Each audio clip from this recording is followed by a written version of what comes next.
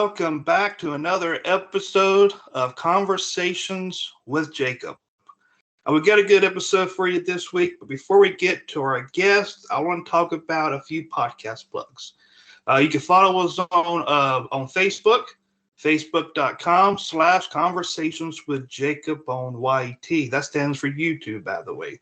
You can follow us on Twitter at CWJ Podcast.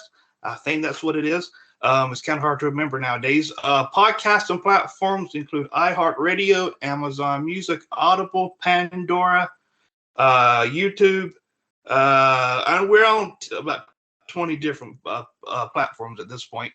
Websites, Conversations with Jacob podcast.weebly.com. You can find upcoming shows, past guests, and just a whole bunch of stuff over there. Just too much to name. But this week, and joining me this week is Laura Lee. She's known as the radio medium. So, Laura, and welcome to the podcast. Thank you for the invite. I appreciate it, Jacob. Oh, of course. Now, for people who don't know nothing about you, can you give us a description of what you do? Well, I'm a psychic medium, but a lot of people have followed me through the years because I've been on live radio for many, many years, starting back in Los Angeles. And I moved to different stations, but still the same. And right now I have a show called Radio Medium. Now when you was a young girl, would you seen the faces of spirits and kind of heard whispers and felt their presence? When did you know that this was not just I guess a dream, but knew this was reality? Well, when I was little, I felt it was reality, and I think a lot of little children do, but there are some parents out there who discount it and say, there's no such thing as ghost, and and try to clamp down it because of their own fears. But I think the mass majority of children have these experiences because our filters are wide open. We don't have the stress of everyday pressure. So we're open and receptive to these things. But it was very, very scary for me. And I had a really difficult time with it. And I've heard other people said otherwise. But for me, it was frightening. And I hid beneath the covers and, made a little peephole and pretended like I was dead. So they wouldn't contact me. But how silly was that? Because I pretend like I was dead, and it became a self-fulfilling prophecy. Now, and what advice would you give parents that have children that is talking to a loved one? Or do you think that a child's imaginary friend is a spirit? It could very well be, and it could be a loved one. It's most likely a loved one of a, ancestor or aunt, uncle, grandparents. It could be anybody close to the family, and just to be open and receptive to the children out there, and just listen to them. You don't have to squash it, but a lot of parents do that because of their own fears and what they were told. So it's not a negative thing. And what I've learned over the years is that 99.9% of the time, it's benign. It's not what the movies make it, not Sixth Sense, but I was like that little boy in Sixth Sense. Now, speaking of movies, so when you talk to a spirit or ghost, is it like what we see in the movies? It's not exactly like that. Some get a good impression, but they make it more dramatic and scarier than what it really is to sell tickets. Okay, bottom line is about their bottom line. Okay, and to play on people's fears, how it could be demonic, or it's witch stuff, or whatever you want to call it. Okay, but it is a blessing if everybody just and healing if everybody realized that their loved ones haven't left, because there is no such thing as death. submit. Now you had a near-death experience. Can you tell us about that, and and and what does heaven look like? All right. So that came about because I did try to keep myself quiet. I actually even spoke to an elder who is connected to the church and said that not to talk about it out loud in public, because what would look like here in, I'm in an area, I grew up in an area that was largely religious. Okay, it was at the tip of the Bible Belt. So I mean, you're told to stay quiet, and so therefore I did everything in my power to keep myself quiet. And a neighbor of mine moved in next door to my grandparents, and she was having a difficult family life too.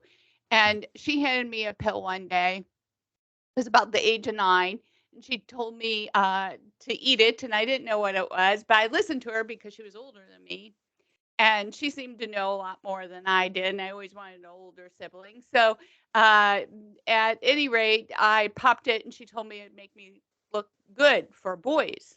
I didn't know, I didn't care about boys at that time, okay? All right? So it just was not into them. But anyway, I started popping the pills like candy. She was like my drug supplier, okay? And it was a diet pill, and it gives you a great buzz, okay? So when you're on any type of stimulant, it's going to suppress. And that's what I started to see. It was suppressing my experience, and that became my objective right there. Those pills, an eating disorder, it got out of hand. I nurtured it for about 10 years. My distraction from spirit was very obvious. I could see that, my concentration there was away from this. So about my 17th, 18th year, I'm, on my hands and knees, and I knew it was taking control of my body. I felt my whole life was controlled by this eating disorder. And I mean, my everything I managed in my life was about when I was going to eat and when I was going to purge it. And so I was in the middle or the process of doing that night, and my heart started hurting and pounding. And I clenched my chest. I thought I was going to have a heart attack, and I curled up on a ball and on the floor. And next thing I know, I'm crying out loud, asking for help. This is the key. I'm asking for help. I actually called in God for help. Okay. Do anything to help me clear this, help me heal this. So, next thing I know, I black out. I'm in darkness, being pulled to this light, amazing, beautiful light, and a massive angel is hovering before me. They're huge, they're way bigger than us. And we were suspended. I felt like she had me in her captive space and attention, okay? And all I felt was immense love. It was unconditional love. And I knew then, and she talked to me, but not like the way you and I talk. It was transmitted in whole concepts. It was telepathic communication. And I knew instantly I was loved. Everything here is love. That's all there is. And the fear is man made. The fear is man made. Okay. And we are you know, being indoctrinated. And we are being, pushed down and managed and controlled by that fear. And so she told me I would heal, I would wake up, and I would get the help I needed. And the reason she came is because I asked. Oh wow. Yes. And that's the key. We forget to ask. So she told me I go out and share this with other people. At the time, I'm just like, what? Okay. I just accepted like a child would, if parents said, go clean your room, but a subservient child. Okay. So anyway, I say that as a mom. And next thing I know, I'm waking up. I had to leave school. I went and saw doctors, got into therapy groups, And the key is, Jacob, is as I was healing and getting better, my connection to the spirit world became stronger. Oh, wow. Yeah. So it's about when you love yourself and you take care of yourself, and accept everything that you are. And she basically was telling me to accept it. You are who you are. Accept it. Be it. And so that's what transmitted through that experience. Now, how are you afraid of death, and should we be afraid of death as well? No, we should not be afraid of death. Our loved ones, everything's at a higher vibration. There's multiple dimensions. They're in a dimension that is just as simple as walking through the door. It's right along with us. So when you said, "What is heaven?" Heaven can be here, but so can hell. Yeah. So it's what you make of it. Now, do you think we die? Or do you think, that we just go on to another life? Or do you think that we die for good? Well, this is we don't die for good. Our soul is definitely having an experience as Jacob right now and Laura, okay, for a period of time, but our soul will continue on. And what I often see, and if people listening to the Radio Medium Laura Lee podcast or the radio show, you'll hear me say to people, they're right there, and I'll give them confirmations of why they are there with them right now. And they're usually with us, okay? And part of our journey here is to ultimately learn love. That's the biggest lesson. There's so many other lessons, but the lessons all add up to one thing. And it's how are we going to start loving one another? Yeah. Now, you speak to the dead. You speak to the dead as a medium. Is there a difference between a psychic and a psychic medium versus someone who channels the dead? Well, channels to me are mediums. We're a conduit to the spirit world. So all mediums are psychics. Okay, so psychics use tools of divination. They can use tarot, which I love. They can use numerology. I love. They can use astrology. I love. All of those little tools as a pathway, as a gateway to share the past, present, and future.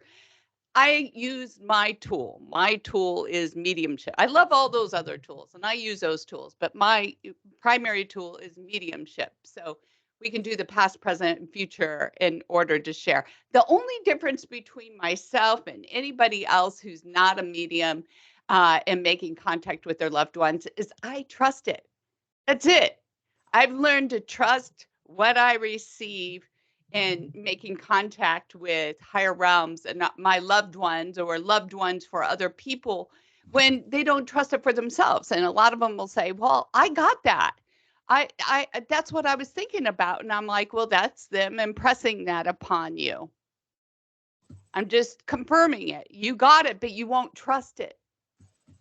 That's the only difference. That's it. Now, do you think some people who claims to be a psychic or a medium kind of fakes it a bit? I think there's, in any field, there can be insincere people, but this field has a lot of, what shall I say? It has so much negative connotation to it, especially if there's religion, okay, gets in there and has, put the fear of God in people that if they were to contact spirits, that they could be interacting with a demon, okay, instead of an angel, okay? So, or a loved one, okay? And how would they know the difference? They would know the difference. And that's something I teach people privately in my workshops and everything. But there is a way to discern. But, I'll just take it back to my Christian roots, Mary and Magdalena sat there and they saw Christ, and they told the disciples and they didn't believe him. Okay, so that's just an example. I mean, They saw him, and they trusted and believed in it. And so the point is that if you feel like a loved one is there, or you sense them, or you think you heard them, then pretty much 99.9% of the time you did. Now, for people that's listening, watching, Mhm. and how can they contact their loved ones?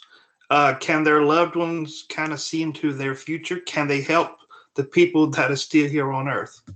Oh, absolutely, 100%. And I think a lot of them that are still very much attached to their loved ones in the physical realm, as well as the physical people in the spirit, connected to the spirit realm. And what I often found in why I do this work is I think mediums, in my role, as I see myself as a medium, is helping people let go so that they can really live their life. Okay. And so many people will be burdened by the grief so much they stop living, and they start isolating themselves and everything. But our loved ones want us to be happy. Our loved ones want us to live a life fulfilled. They most often, as they cross over, they have a lot of regrets about not living the way that their heart desired. Now, can anyone contact a spirit, or is it like or is, or is it like a gifted ability? A gift, anybody can do it. Okay, it's in our DNA. We're all one. It's in there. Okay, it just needs to be stretched, just like any other muscle, and developed, because we aren't taught that, and we're taught to fear it. And so, one of the things I can give you and your audience, that is a cool trick, is to invite your loved one to come and communicate to you, or whoever it is on the other side to come and communicate with you in your dream. And even if you have trouble dreaming, say, I see you in my dream. You come to me in my dream, and answer this question. Write the question on a piece of paper. Okay, and lay it next to your bed. Okay, and say, I'm going to remember when you come through my dream the answer to this question that you're going to give me. Okay, and go to sleep. And as soon as you wake up and you remember the dream, write it down. If it doesn't happen the first night, keep asking. Okay, because you got some blocks. Because it's a little. Some people think it's going to be scary, but it's not scary. Okay, and that will be a good test to see yourself, that how easy it is. I got a quick story if you got a few minutes Oh yeah, go about that. ahead. I Yeah, go had a client who, I always tell my clients, write down your questions before we meet, because spirit already knows, and they'll address them through me without you even having to ask them. Okay. So at one point, this woman, she decided to write down all of her questions, and she fell asleep on the pad of paper where the questions were. Okay. She says she gets a call in the middle of the night. She was asking questions to prepare to meet with her dearly departed husband who had crossed over. Okay. So she falls asleep on the paper with her questions on it. The phone rings in the middle of the night. She picks it up, answers. It's her dearly departed husband. ahead. He answers every single question, Jacob. Wow. Yes. And she wakes up, and in the morning, she says, the phone is in my flippin' hand. She says, it's in my hands. And she goes, I saw it. I felt it. I heard it. I know he answered me. So she wrote me immediately and canceled the appointment, which was totally fine, because she inspired me to realize I need to share this with other people and share how they can make that contact with their dearly departed too. Because it's 10 times more powerful if they do it themselves than through a medium. Okay. And so I started a workshop back then, and that was several years ago, and taught it all over the country. I'm still teaching those, how to contact their loved ones, or a spirit guide, or dearly, an angel, to find some answers in their lives, because this is about real world solutions. I mean, the spirit world is to help us interact and to live our life to the fullest. Yeah, that is some story, by the way. I love that story. So could that happen to anybody that tries to do that? Could that happen to them? Yes, absolutely. Absolutely. So write the question down, set the intention for the night, say a little prayer, that you're safe in the light, because you are. Yeah. All right. Now let's talk about the radio medium, the uh, the radio show. Okay. Can anyone just call in and talk to you? Yes. And we're not live anymore. I used to be on live radio over the several years. And then with this new show, we have broadcasting it from a station out of the Chicagoland area. So we are producing the show, my small little mighty team and me. And so you have to go to my website, radiomediumlarly.com, in order to sign up to be on this show. And I think we're scheduled out till next year right now, but your time will come. So if you schedule, please be available to answer the phone, if you want to make contact to higher realms. Now, and how can you contact someone that writes in or calls in, and how can you contact their loved one without seeing the caller or, I guess, face to face? Because mediumship, to answer that question, Jacob, I'm sorry to interrupt you. A lot of people used to ask me that. And over the years, I'm just talking to them over the phone because it's like your intuition.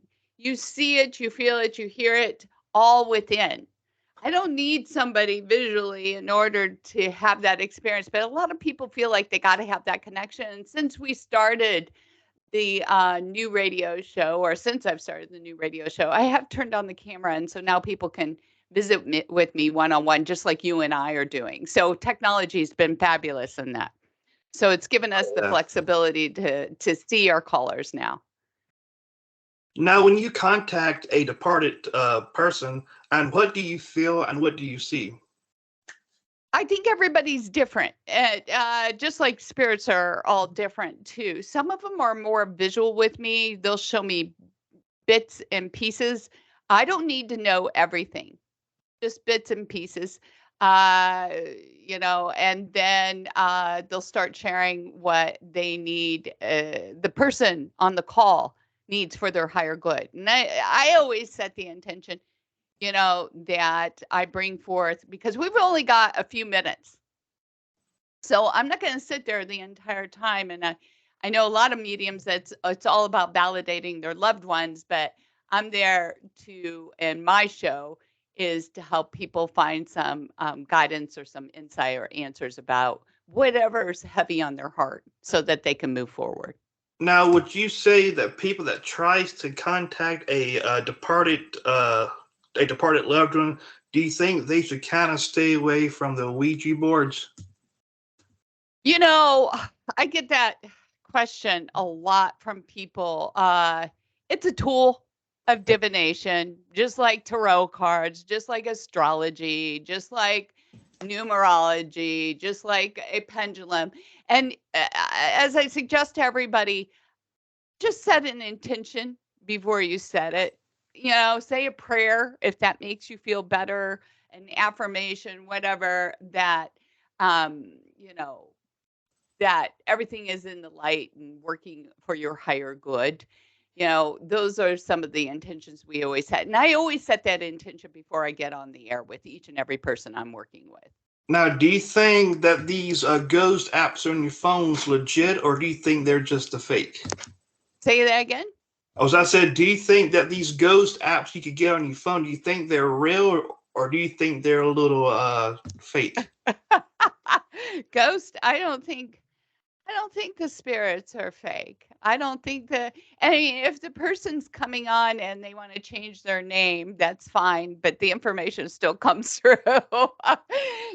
I don't have time. And I think if you listen to the show, you'll find that the information I bring through is something you can't Google Okay, you can't look up. Okay, I mean, this stuff is very specific towards the person that I'm talking to, and if it resonates with other audience members, God bless, because the show really is an attempt to deal with everyday issues everybody's dealing with. And some of the suggestions always coming from Spirit just even astound me. So. Now, where can people tune into your show? Well, Radio Medium Lower Lead podcast is on your favorite forums. A lot of the same ones that you mentioned where your podcast is. And then the Radio Medium Lower Lead radio show is broadcasted out of the Chicagoland area, but it's streamed. And it is also on 200 community stations throughout the United States. And the fastest way for you to listen to it is Monday through Friday at 8 a.m. Central Standard Time, 9 a.m. Eastern Standard Time, but you can stream it anywhere in the world by going to radiomediumlauralee.com. And right there on the home page, it says listen on radio at that time. There you go. And you can stream it right there. All right. Now, at the end of every episode, I always ask the guests if they have any closing thoughts, and some don't and some do. So do you got a closing thought? My closing thought is that this isn't about death. A lot of people think that psychic mediumship is all about death and it's spooky and it's scary. But bottom line, it's very loving. It's an alternative healing therapy for people dealing with grief. And it's to help them move on with their life. And traditional therapy doesn't work always for everybody. And neither does psychic mediumship, going to a psychic medium. But everybody's different. And to be open and receptive to the possibilities that something bigger and something greater is there for them and available to help guide them in their life. Well, there you go. I forgot to ask this question, but where can people find you online besides your website? Oh, the website, definitely, radiomediumlauralee.com, and just put in Psychic Medium Laura Lee. You can also join my Facebook Radio Medium Laura Lee group, where you can join the conversation and listen to the show and participate there. And I also, one other thing, I have a Spirit Fest group webinar coming up. I don't know how soon you're going to post this, but that's at the end of month of October. And it's a random group reading. I do those once a month too. And it's October, I think the last Tuesday of the month. That would put us at the 24th? My phone doesn't want to work all of a sudden. But anyway, I think it's the 24th. It's the last Tuesday in the month. And just looking down here just to be sure. Yeah, it's the 24th at 7 p.m. Central Standard Time, 8 p.m. Eastern Standard Time. And it's a lot of fun. Oh, absolutely. All right. Well, Laura, I was on thing to come on the podcast to talk about all this fun stuff, which I really enjoyed it, by the way, because last week here on the podcast, we talked with someone that was into the funeral business. Oh. Yeah. Yeah. So, so that was kind of, that was kind of fun. And by the way, I'm wearing my Simpson Funeral Museum t-shirt. Well, interesting. So it kind of transitioned from last week to this week of the podcast. So next week is something totally different. But anyways, I want to thank you for coming on the podcast to talk about contacting the departed. No, it was my pleasure, Jacob. Thank you for having me today. Oh yeah, of course. It was my pleasure having you on. So anyways, that's it for this episode of Conversations with Jacob. Tune in next week and as we talk broadcasting with John Roberts. And until then, be safe, God bless, and we'll catch you next week.